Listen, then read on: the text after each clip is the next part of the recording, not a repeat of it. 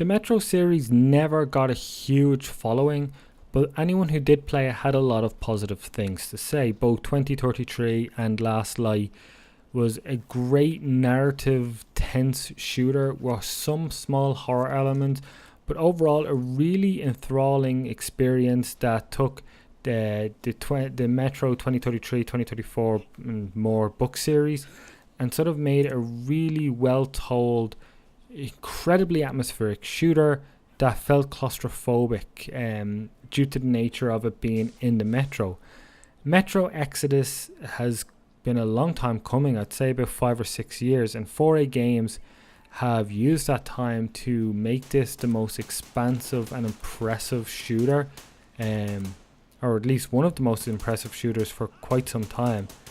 I really enjoyed 2033 and Last Light, and hearing that Exodus was going open world, or at least semi-open world, was a bit of a sort of, it gave cause for concern because the games were so like tightly packed together, so sort of structured in a sense that it made it such an incredible like tone. I think the pace and tone of these games cannot be understated in terms of 2033 and Last Light, and the feeling of it going open world kind of worried me. But despite there being open world areas, then it's not exactly an open world game.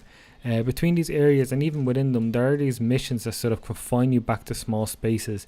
And I still think here is when the game really shines in terms of what the Metro games are. But I was very pleasantly surprised with the open areas that they put in front of you. It never feels too big. It takes just a couple of minutes to get across each area. But what makes these areas so enjoyable is that for the first time in the game series, or its history, you get to explore the actual world a bit more and sort of get a better sense of that incredible atmosphere that they've created in the previous games and in their close quarters moments, and sort of thrown it out into the world. And it's thoroughly enjoyable. You go through from this lake swamp filled area and the snow to desert to forestry, and each area feels so distinctive and unique. And there's plenty of things to do. Like one of the best things about these games is how dense everything is. Every centimeter of every room is packed with sort of grubby pre-war or pre-nuclear items, and it's all rusty and metallic, and everything is still incredibly well packed and dense, except now you have an open worldish area to explore. And I think that worked really well. I think sort of being able to explore these worlds definitely worked. For reference, actually, which I'll move on to now, which helps with the atmosphere, is the visuals. This has been played on a PC with RTX on.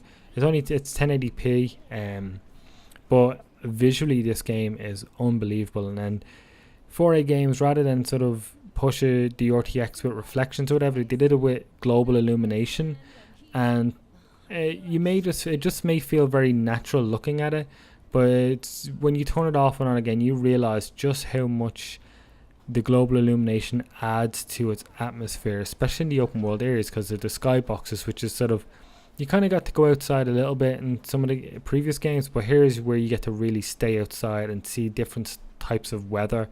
And the weather system here is so good. Like, one of the first areas, it starts to rain, and how rain is reflected on the ground, like the shininess on the weaponry and your clothes.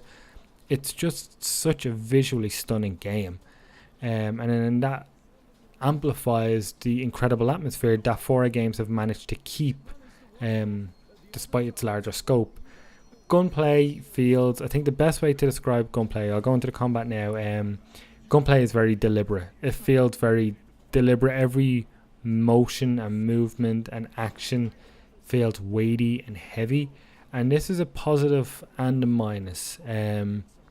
So bullets is in short supply, so you've got to be careful with every bullet you use. You can, not too easily to the point where it's distracting and sort of becomes a frustration, but if you go in guns blazing like you would in some other games, you could run out pretty quickly and you have problems.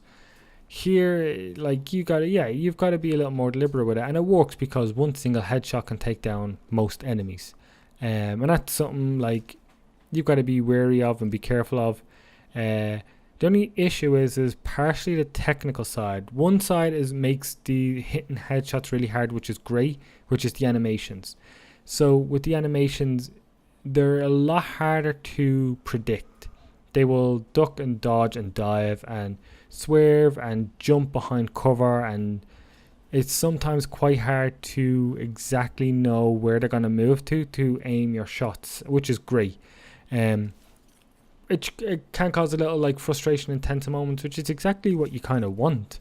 Is you want to feel like, oh come on, you just want to nail that headshot. There's an issue though in the sense of a technical side, because I've had so many moments where an enemy would sort of swerve his head over to the left or the right, and you'd expect it, because you get used to it, you expect it to be here, but then they sort of hit their feet off the ground a little bit and then they pop up onto cover, so all of a sudden this sudden janky movement happens and you completely miss, and just a few shots can take you down, especially anything on normal or harder. It can take you down pretty quickly and it gets very frustrating. And there was a couple of times, I'll be honest, it could be just my perspective of it, but there were a couple of times where I would line up the crosshair and it would be on his head and I'd shoot it and it wouldn't register, he wouldn't get hit and he wouldn't go down.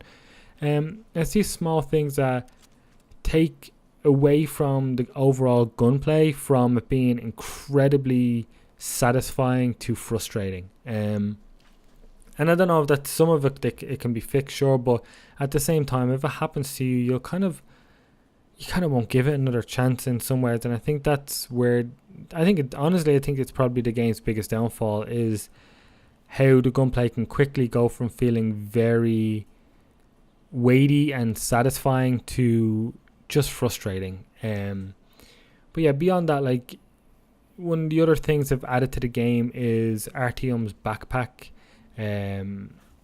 which is a brilliant sort of really fun thing, because you go out there exploring, and if you're out exploring, like I said, you'll run out of bullets quickly. So having his backpack to be able to at least craft some items is a lot of fun. Like, scavenging in this game feels totally part of it now.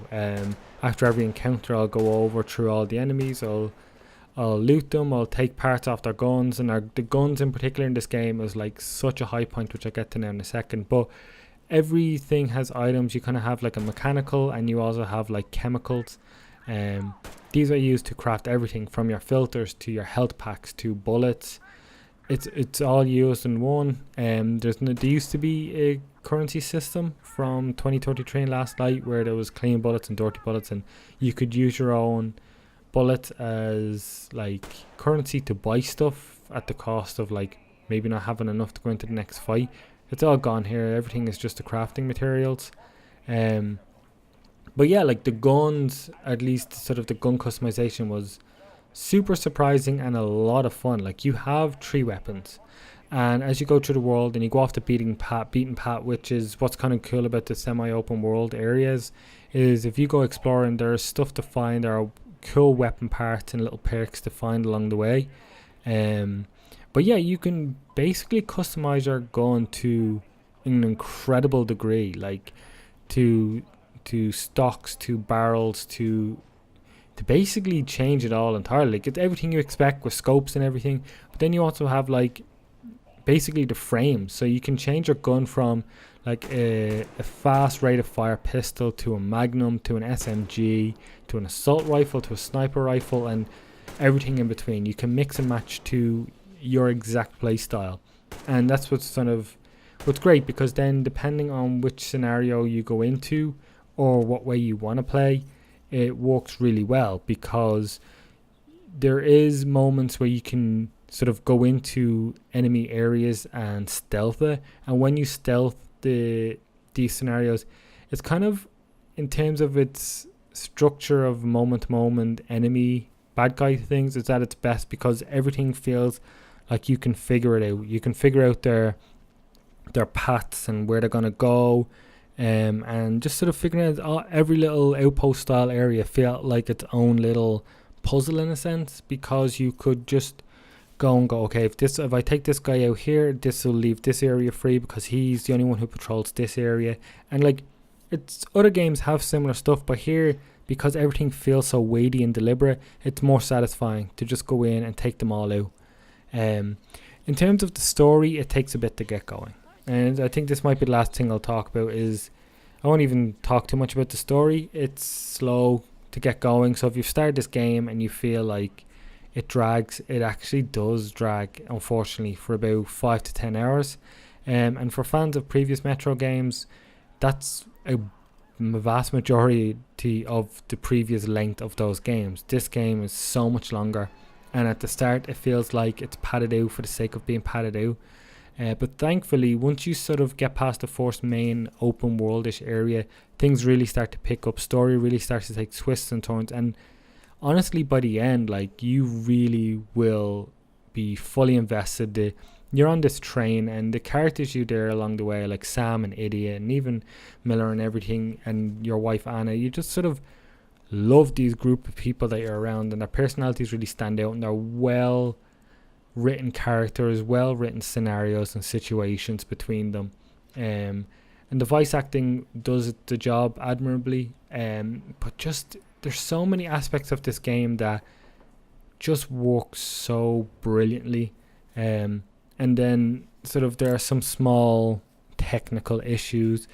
Like I said, the pacing is a bit off in the beginning, in my opinion. And once you get past those little things, those flaws, it is just one of the best shooters I've played in so long, and it definitely worthy third act to this Metro series or trilogy. And for fans of the series, it's definitely worth playing. And for if you've never played a Metro game, they do a great job of sort of giving enough backstory to allow you to sort of just understand and enjoy this. Because the Metro series, in terms of its atmosphere in particular, there's no game like it, especially in the first person genre. And yeah, I think it's just an absolutely a brilliant game.